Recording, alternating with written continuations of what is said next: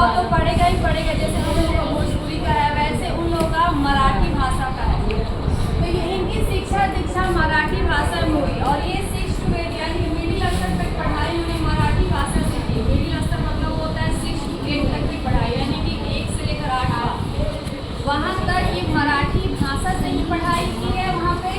और वहाँ से पढ़ने के बाद वहाँ से ये वर्धा चले गए, ठीक है। और वहाँ पे वर्धा आ गए, यानी कि सीधा वर्धा आपको गुजरात में पड़ता है। वहाँ गए क्योंकि महाराष्ट्र में मराठी भाषा बोली जाती है, तो गुजरात में गुजराती भाषा बोली जाती है। तो इनको लैंग्वेज प्रॉब्लम होने लगा।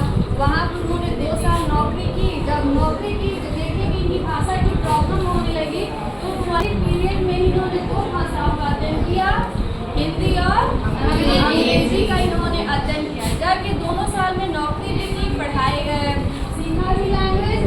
और लैंग्वेज सीखने के बाद ये फिर आ गए कहाँ?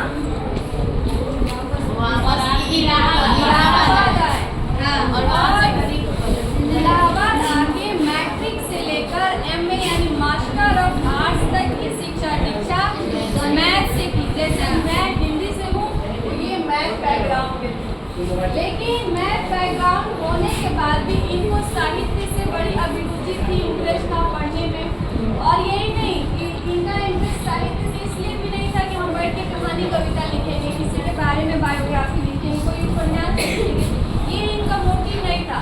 इनका मोटिव कुछ और ही था कि हम आखिर हिंदी भाषा ये लिखते कैसे, ये मेरा नाम कैसे लिखाया, इसको हम किसी को क्यों पढ़ेंगे, ये खाही क्यों है, ये वन क्यों है, किसने इसका निर्माण किया, किसने बोला कि ये वन पढ़ा जाएगा, किसने बोला ये कौन ही पढ़ा जाएगा, इसने इस लिपि का इसको बोला क्या जाता है, इसके बारे में रिसर्च इनके दिमाग में आने लगा। आखिर ये आया तो आया कहाँ से, क्योंकि ये दिमाग की जिज्ञासु प्रवृत्ति में हर चीज सोचना, रिसर्च करना, आया कहाँ से, हमको इसकी जड़ से जानना है। जैसे कोई बीमारी हो जाए, मान लो तुमको फीवर हो जाए, फीवर बहुत तरह का होता है, मलेरिया हो गया, टाइफाइड हो गया,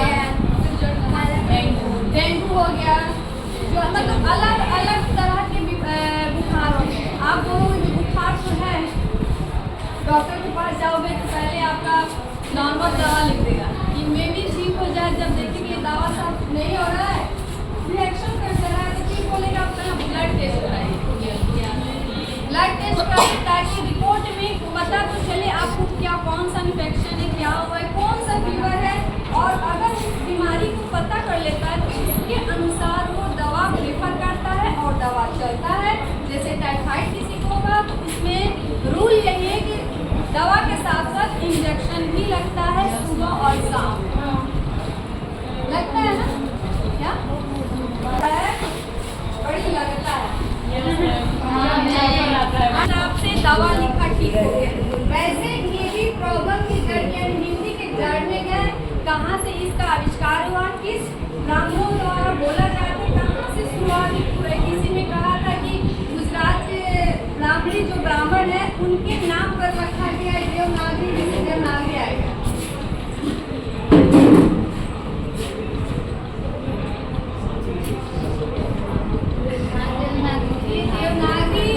गुजरात के जो ब्राह्मण होते हैं, ब्राह्मी ब्राह्मण, इन्हीं के नाम पर इसका नामांकन किया गया। किसी ने कहा नहीं, वहाँ के गुजरात के ब्राह्मण ने नहीं किया, ये काशी के ब्राह्मणों ने किया, क्योंकि काशी को देव की नगरी कहा गया है, देवों का निवास स्थान कहा गया है।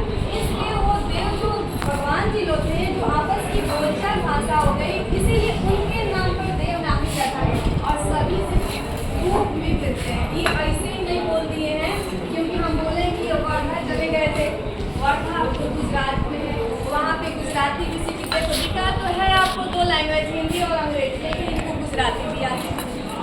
ऐसी कौन सी भाषा है जो इनको नहीं आती।